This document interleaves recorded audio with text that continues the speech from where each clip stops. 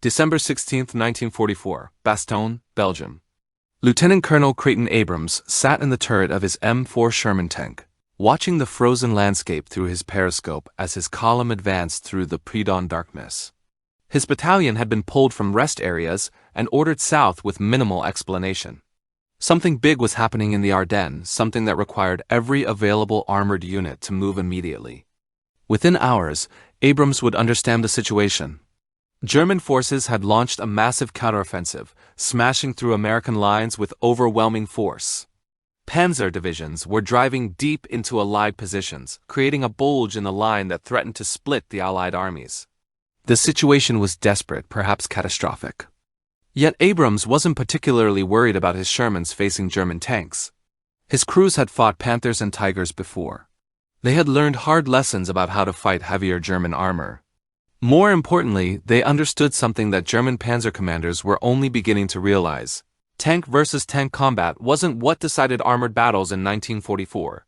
The story of how the M4 Sherman tank, widely criticized as inferior to German armor, became the weapon that broke German military power in Europe is not a story of technical superiority. It's a story of operational flexibility meeting industrial capacity, of tactical adaptation overcoming technical disadvantage, and of how the right tank for the mission isn't always the tank with the biggest gun or thickest armor. The M4 Sherman was designed in early 1941, before America entered World War II, but while the outcome of the war in Europe looked increasingly grim. British forces had been evacuated from Dunkirk. France had fallen. The Soviet Union hadn't yet been invaded. American military planners watched German panzer divisions slice through Allied defenses and concluded that the United States needed tanks, lots of them, and soon. The design requirements reflected this urgency. The tank had to be reliable enough for mass production by factories with limited experience in tank manufacturing. It had to be transportable by ship and by rail using existing infrastructure. It had to be maintainable by crews with limited technical training. And it had to be produced in quantities sufficient to equip armored divisions that didn't yet exist.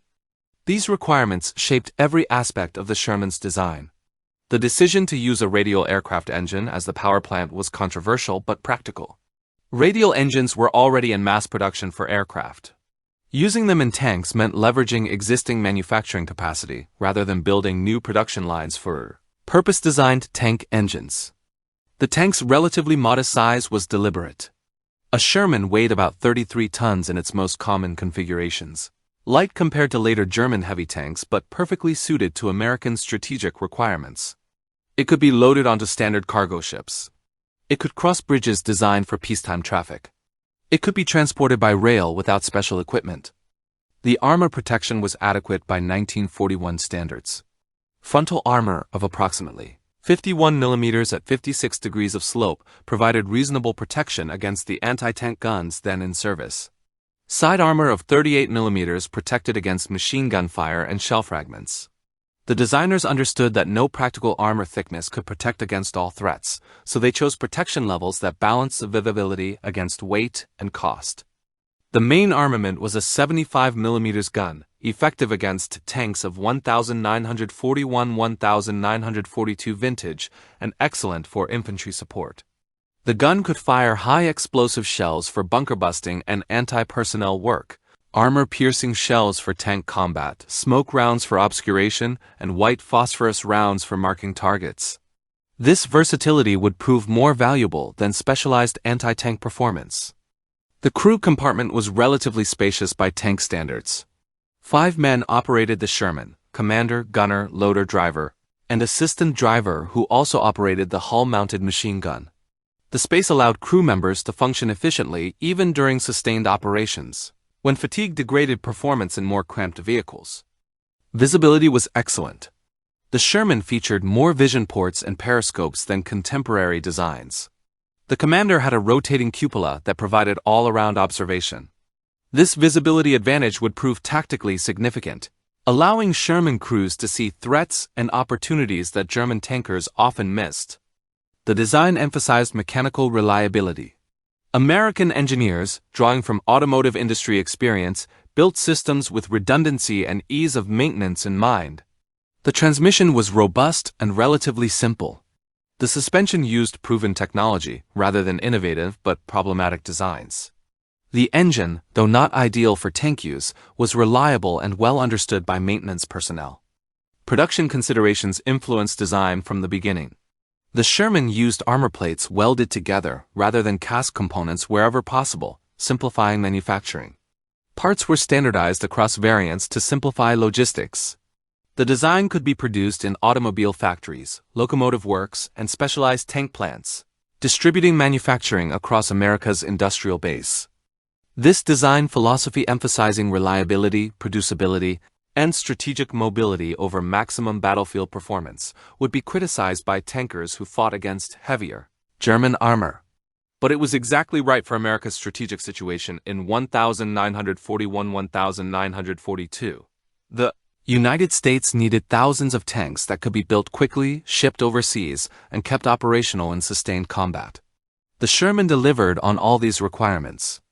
American industry produced approximately 49,234 Sherman tanks between 1942 and 1945. This staggering number represented the largest tank production program in history. For comparison, Germany produced approximately 6,000 Panther tanks and 1,347 Tiger tanks during the entire war. The Sherman outnumbered its main German opponents by factors of 8 or 10 to 1. This production achievement wasn't accidental.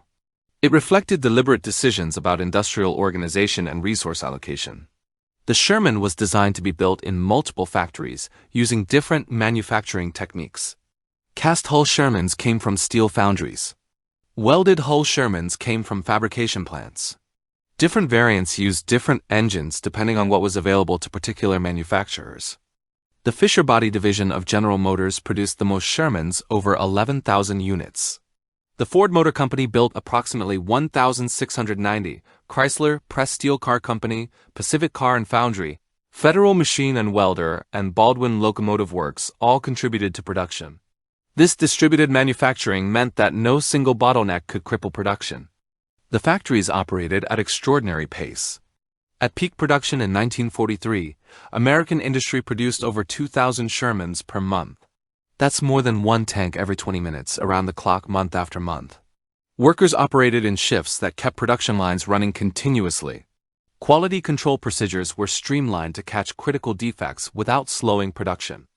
The industrial mobilization extended beyond tank assembly. Armor plate came from steel mills operating at maximum capacity. Engines required components from dozens of subcontractors. Tracks, wheels, guns, ammunition, radios, and instruments all needed their own production lines. The coordination required to keep component production synchronized with tank assembly was an achievement comparable to the tank production itself. The Sherman's design facilitated this massive production. Parts were interchangeable across manufacturers. A transmission built by Fisher could be installed in a tank assembled by Chrysler. Spare parts from any manufacturer fit tanks from any other manufacturer. This interchangeability simplified logistics enormously and meant that tanks could be repaired using whatever parts were available. Continuous improvement was built into the production process. Design modifications were introduced regularly to address problems identified in combat or to incorporate better components as they became available. The Sherman went through numerous variants: M4, M4A1, M4A2, M4A3, M4A4, each with different engine configurations, hull types, or other features. Later versions received improved armor, better ammunition, and upgraded systems. The 76mm gun Sherman, introduced in 1944, exemplified this evolutionary approach. Combat experience showed that the 75mm gun was inadequate against heavy German armor. Rather than designing an entirely new tank, engineers simply installed a larger gun in the existing Sherman chassis. The modification required a new turret and some internal rearrangement, but the basic vehicle remained the same. This allowed rapid fielding of improved capability without disrupting production. The industrial organization that produced Shermans also produced the spare parts and ammunition to keep them fighting. For every Sherman shipped overseas, tons of spare parts followed. Tracks wore out and needed replacement. Engines required maintenance. Transmissions failed. The logistics system ensured that repair parts were available where needed, keeping tanks operational despite the inevitable mechanical failures of sustained combat. This maintenance capability was as important as the production numbers. German heavy tanks were mechanically complex and required specialized parts that were often unavailable. A Panther with a broken transmission might be out of action for weeks waiting for replacement components. A Sherman with the same problem could often be repaired in hours or days using parts from standard supply stocks. The production miracle extended to training as well. The same factories that built Shermans built tanks for training units in the United States.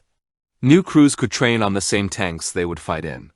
This eliminated the learning curve that affected tankers who trained on one vehicle type and then had to fight in another. Sherman crews arrived in Europe already familiar with their equipment. The first major test of the Sherman in combat against German armor came in North Africa in late 1942. American tankers, many experiencing their first combat, encountered German forces at Kasserine Pass in February 1943. The result was a tactical disaster. German tanks and anti-tank guns destroyed American armor with relative ease. American crews, poorly trained in armored tactics, made mistakes that experienced German troops ruthlessly exploited. The defeat at Kasserine Pass revealed problems beyond tank design. American doctrine emphasized frontal assault and direct fire engagement. German doctrine emphasized maneuver, combined arms coordination, and fighting from prepared positions. American crews thought of tank combat as dueling tank against tank in open ground. German crews understood that tanks operated as part of combined arms teams including infantry, artillery, and anti-tank guns. The Sherman's technical disadvantages became apparent in this context. The 75mm gun could penetrate German Panzer III and Panzer IV tanks at reasonable ranges, but had difficulty with the frontal armor of the newer models. German 88mm anti-tank guns could destroy Shermans at ranges where the Sherman's gun was ineffective. The Sherman's gasoline engine and unprotected ammunition storage made it vulnerable to catastrophic fires when penetrated. American tankers quickly developed a grim nickname for the Sherman, Ronson, after the lighter company's slogan, "Lights first time, every time." The nickname reflected the tank's tendency to burn when hit. In reality, the Sherman's fire risk wasn't dramatically worse than other tanks of the period, but the perception reflected the demoralization of crews who felt they were in inferior equipment. Yet the North African campaign also demonstrated the Sherman's strengths. When properly employed in combined arms operations with infantry and artillery support, Shermans were effective. Their reliability meant American armored units could maintain operational tempo that German forces, struggling with mechanical failures and fuel shortages, couldn't match. Their numbers meant that losses, though painful, didn't cripple American armored capability. The Italian campaign in 1943–1944 provided more lessons. The mountainous terrain and narrow roads negated many advantages of heavier tanks.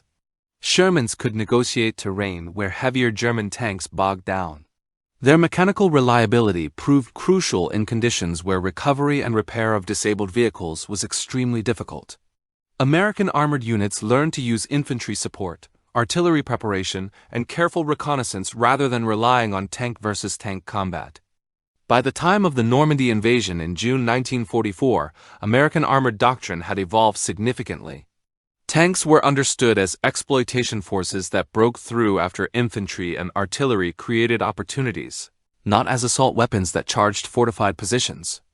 Sherman crews learned to fight from hull-down positions using their excellent gun depression to fire from behind cover. They learned to coordinate with tank destroyers that had better anti-tank guns, letting the destroyers engage enemy armor while Shermans provided support. The bocage fighting in Normandy tested these adaptations. The Norman hedgerows created a nightmare environment for armor. Visibility was measured in yards. German troops with Panzerfaust anti-tank rockets could approach within killing range unseen. Tanks advancing down narrow lanes between hedgerows were vulnerable to ambush from multiple directions. American tankers adapted again. They developed hedgerow cutters, welded steel teeth mounted on the Sherman's front that allowed it to bull through hedgerows rather than climbing over them. They learned to work closely with infantry who could clear hedgerows before tanks advanced. They used white phosphorus shells to mark targets for artillery and airstrikes rather than trying to destroy everything with tank guns. The breakout from Normandy in late July 1944 demonstrated what Shermans could do when properly employed.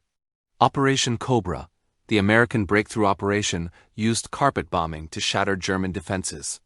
Sherman-equipped armored divisions then poured through the gap, advancing at speeds that left German forces reeling. The mobility and reliability that the Sherman was designed for finally came into play. The exploitation phase showcased American armored warfare at its best. Armored columns advanced dozens of miles per day, bypassing strong points, cutting supply lines, and creating chaos in German rear areas. The Sherman's mechanical reliability meant that columns could maintain this pace for days without significant breakdown rates. German attempts to counterattack were frustrated by the speed of American advances. Tank versus tank combat did occur during the exploitation, but often on American terms. Sherman crews learned to use their superior numbers tactically. Rather than dueling German heavy tanks one-on-one, they maneuvered to attack from multiple directions simultaneously. A Panther might defeat the first Sherman it encountered, but the second and third Shermans would be maneuvering to its flanks while it engaged the first. The Sherman's crew ergonomics proved advantageous in sustained operations.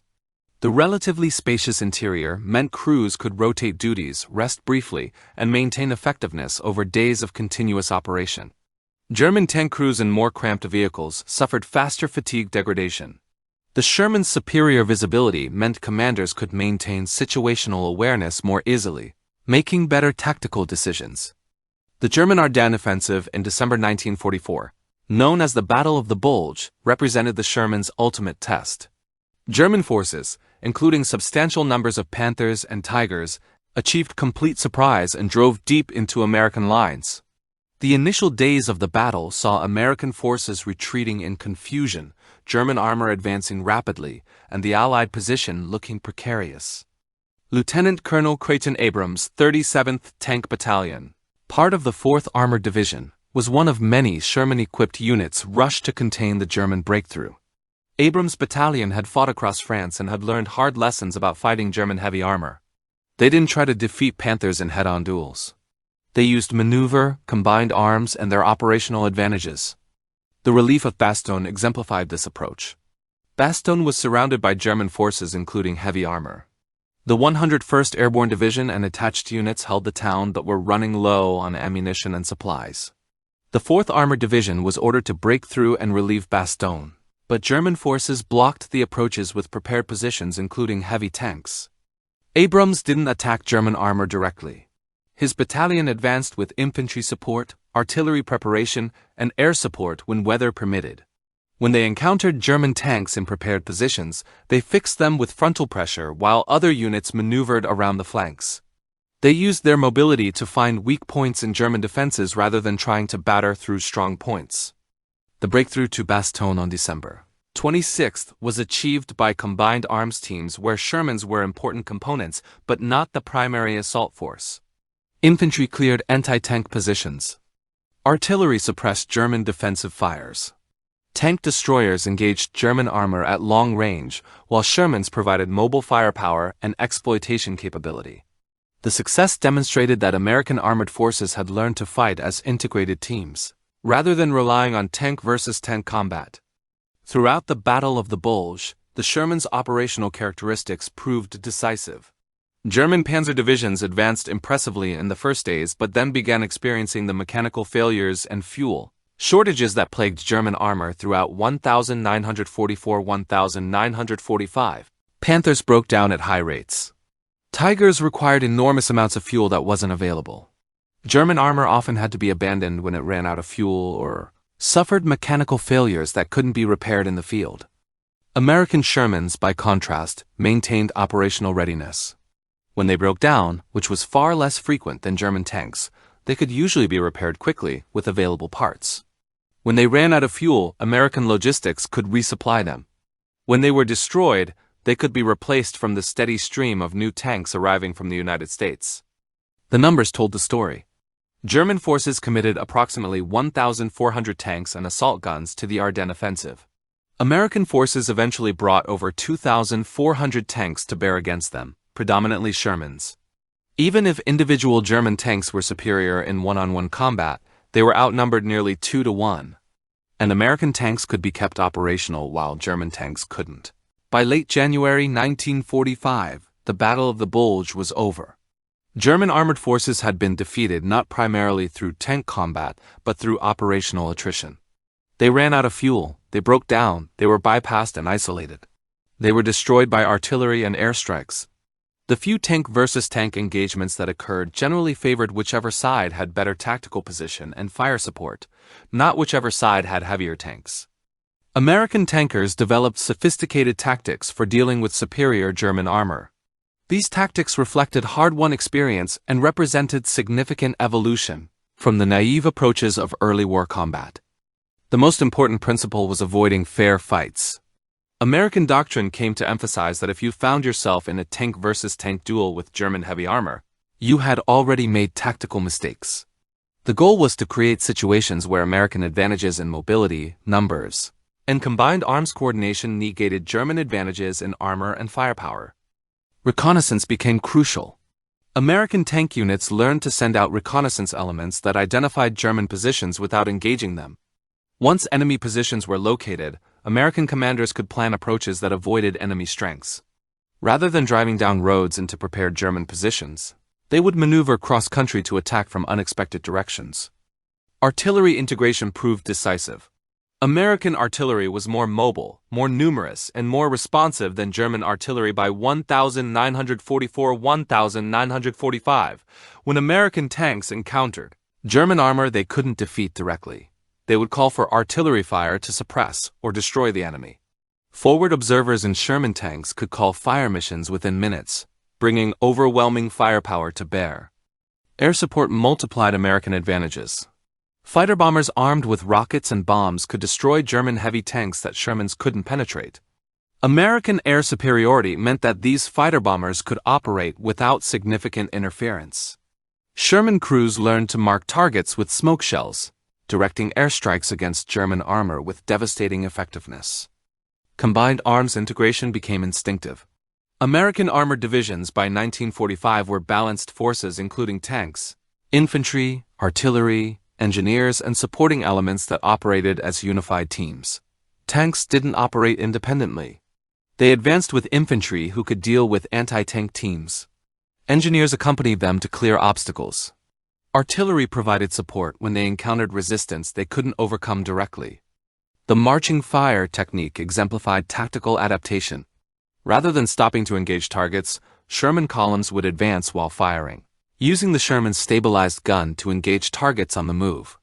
The technique wasn't accurate enough for long-range tank combat, but it was devastatingly effective for suppressing anti-tank positions, engaging soft targets, and maintaining momentum during advances. Shermans learned to use terrain effectively. The tank's excellent gun depression of -10 degrees allowed it to fight from hull-down positions where only the turret was exposed. German tanks typically had worse gun depression and couldn't use terrain as effectively. American crews learned to position themselves on reverse slopes or behind hills, exposing only the turret to engage enemy forces while keeping the vulnerable hull protected. Night operations became an American specialty. The Sherman's reliability and the crew's familiarity with their equipment allowed American armored units to conduct sustained operations in darkness. German forces, less well-equipped with night vision devices and struggling with mechanical reliability, were less effective at night. American armored units learned to use darkness to maneuver into advantageous positions for dawn attacks. The development of the 76mm gun Sherman in 1944 provided better anti-tank capability, but tactical changes mattered more than the improved gun. Crews with 76mm Shermans still avoided head-on duels with Panthers and Tigers.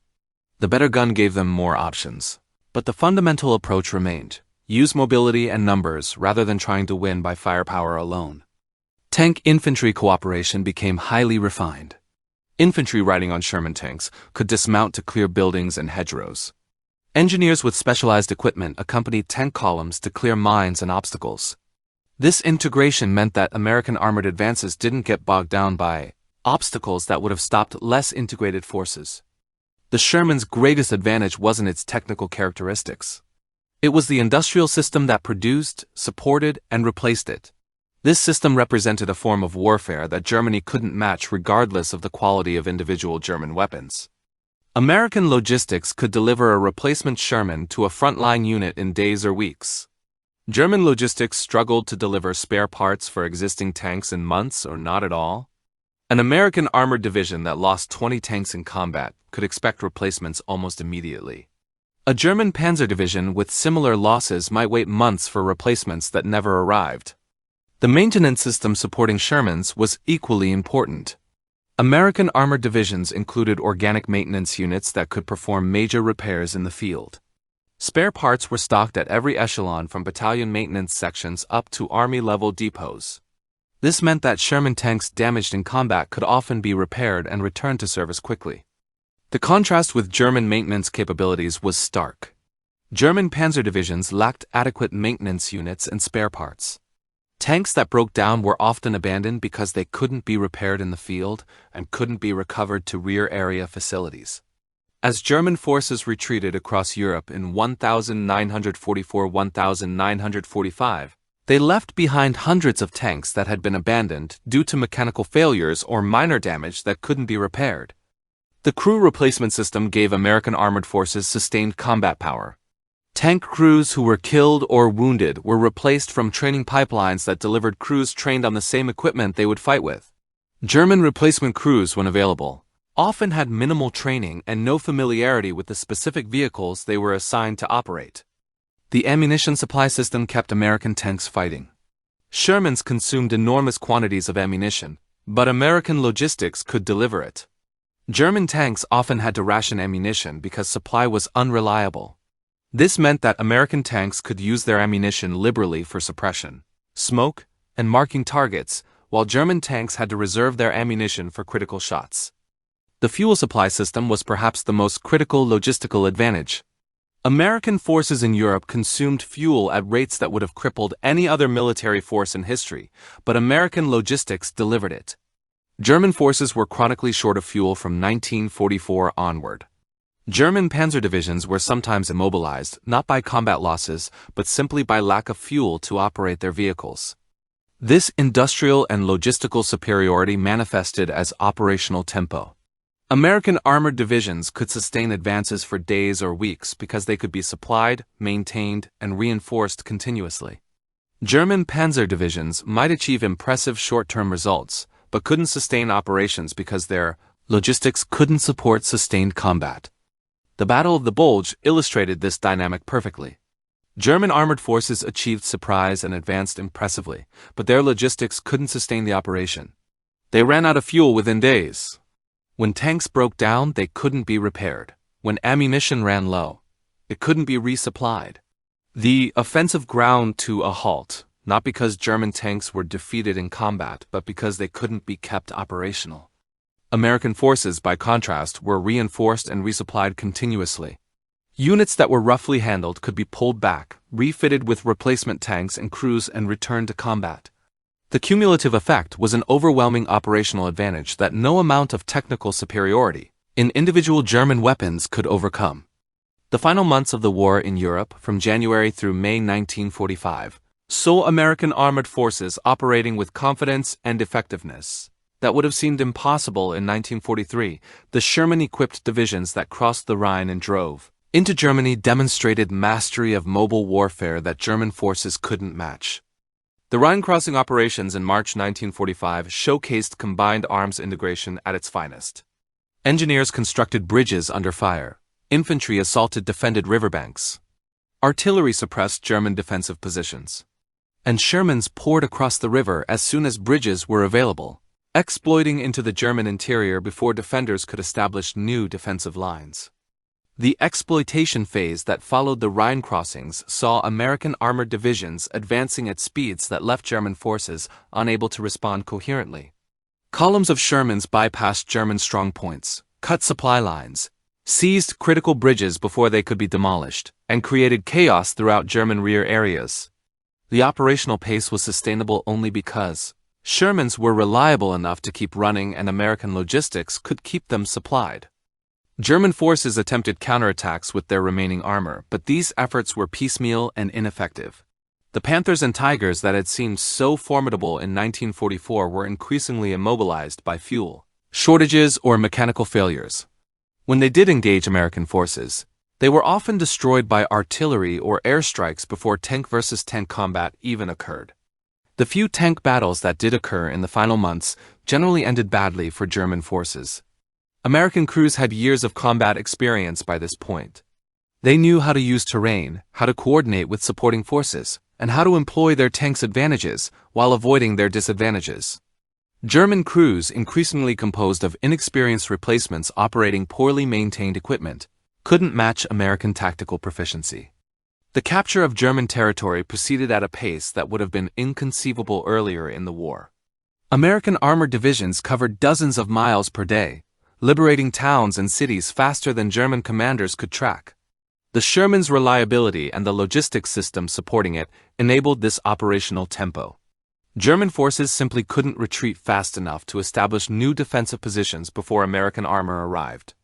By April 1945, German military resistance was collapsing. Entire German armies were being encircled and destroyed. The armored spearheads that achieved these encirclements were Sherman-equipped, American divisions that had learned to conduct mobile warfare with devastating effectiveness. The tanks that had been criticized as inferior to German armor were accomplishing operational results that German tankers could only envy. The meeting of American and Soviet forces at the Elbe River in late April symbolized the end of the European War. American Shermans had advanced from the beaches of Normandy to the heart of Germany in less than a year. They had accomplished this despite fighting German armor that was technically superior in many respects. They had succeeded because technical superiority mattered less than operational effectiveness, logistical sustainability, and tactical proficiency.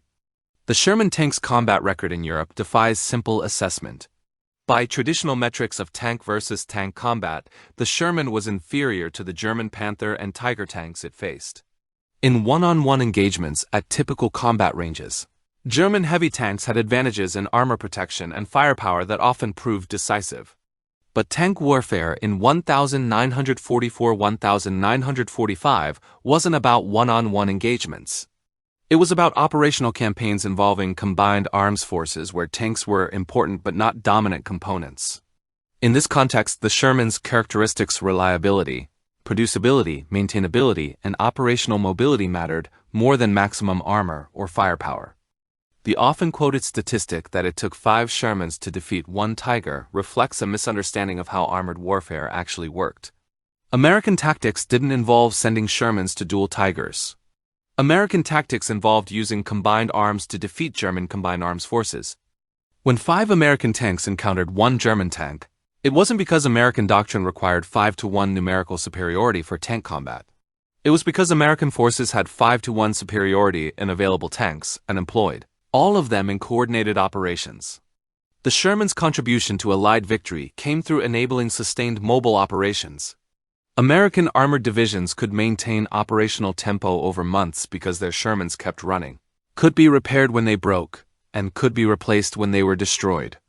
German panzer divisions, operating technically superior tanks, couldn't sustain operations because their tanks weren't as reliable, couldn't be repaired as easily, and couldn't be replaced at all. The industrial dimension was crucial. America produced 49,234 Shermans. Germany produced approximately 6,000 Panthers and 1,347 Tigers. Even if each German tank was worth 3 or 4 Shermans in combat, which was optimistic from the German perspective, the numerical advantage was overwhelming.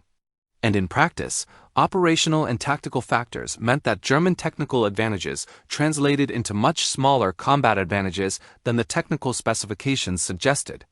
The Sherman's design philosophy emphasizing characteristics that enabled mass production and sustained operations rather than maximum battlefield performance proved exactly right for America's strategic situation. America needed thousands of tanks that could be built quickly, shipped overseas, and kept operational in sustained combat. The Sherman delivered all these requirements. A technically superior tank that couldn't be produced in adequate numbers, couldn't be shipped overseas efficiently, or couldn't be maintained in field conditions would have been worse than useless. The crew experience perspective adds another dimension. American tankers who fought in Shermans often criticized them as inferior to German armor. These criticisms reflected real concerns from men whose lives depended on their equipment. Yet those same crews accomplished remarkable feats in their Shermans, advancing from Normandy to Germany and defeating the German army. The tank's limitations didn't prevent tactical and operational success. The German perspective offers interesting insights. German tankers respected the Sherman as a reliable, well-designed tank that was tactically inferior to German heavy armor, but operationally superior due to its reliability and the logistics supporting it. German commanders by 1945 would have traded much of their heavy armor for the maintenance capabilities and supply systems that kept American Shermans operational. The Sherman tank's legacy extends far beyond its World War II service. The tank remained in service with various armies until the 1990s, a testament to its basic soundness as a design. Israel extensively modified Shermans for service in the 1960s and 1970s, installing powerful engines and large guns that transformed the aging tank into an effective modern weapon. The design philosophy that produced the Sherman influenced post-war tank development. The emphasis on reliability, maintainability, and producibility remained important, even as tank technology advanced. American tanks developed during the Cold War. The M46, M47, M48, and M60 all reflected lessons learned from Sherman operations about the importance of sustained operational capability. The operational lessons were perhaps more important than the technical lessons. The Sherman's combat record demonstrated that operational factors, logistics, maintenance, crew training, tactical doctrine, and combined arms integration mattered more than technical characteristics of individual weapons. This recognition influenced American military thinking throughout the Cold War and beyond. The combined arms approach that American forces refined while fighting in Shermans became fundamental to American military doctrine. Modern American armored forces are organized and fight as combined arms teams where tanks are important components, but success depends on integration with infantry, artillery, aviation, and supporting elements. This approach traces directly back to lessons learned in Sherman combat. The industrial warfare dimension remains relevant. Modern military forces still depend on sustainable logistics, reliable equipment, and the ability to maintain combat power despite losses. The Sherman exemplified how these factors could overcome technical disadvantages in equipment performance. The lesson that it's better to have adequate equipment that can be sustained in the field than superior equipment that can't remains important. The tactical adaptations that Sherman crews developed influenced post-war armor tactics. The emphasis on maneuver, the use of terrain for protection, the integration with infantry and artillery, and the avoidance of fair fights became standard elements of armor doctrine. Modern tank crews learned tactics that were developed or refined by Sherman tankers fighting in Europe. The story of how America's Sherman tanks turned defeat into momentum in Europe is ultimately a story about the nature of warfare itself. Technical characteristics of weapons matter, but they aren't decisive by themselves. What matters is how weapons are employed, how they're supported, and whether they enable the operational and strategic approaches that commanders intend to use. The Sherman was the right tank for America's way of war in 1944-1945. It enabled mobile operations sustained over months of continuous combat. It could be produced in numbers that overwhelmed German industrial capacity. It could be maintained and supported by logistics systems that kept it operational despite the enormous demands of modern mobile warfare. It could be crewed by soldiers trained in American facilities and employed according to American doctrine. The tank wasn't perfect. American tankers who faced Panthers and Tigers in combat had legitimate concerns about being outgunned and out-armored.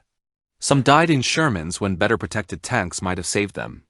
These individual tragedies were real and shouldn't be minimized. But at the operational and strategic levels, the Sherman enabled American forces to defeat the German army decisively. The defeat at Kasserine Pass in 1943 reflected inexperience, poor doctrine, and tactical mistakes more than equipment inadequacy. The momentum that carried American armies to the Elbe River by 1945 reflected improved doctrine, better tactics, sustained logistics, and the operational characteristics that the Sherman was designed to provide.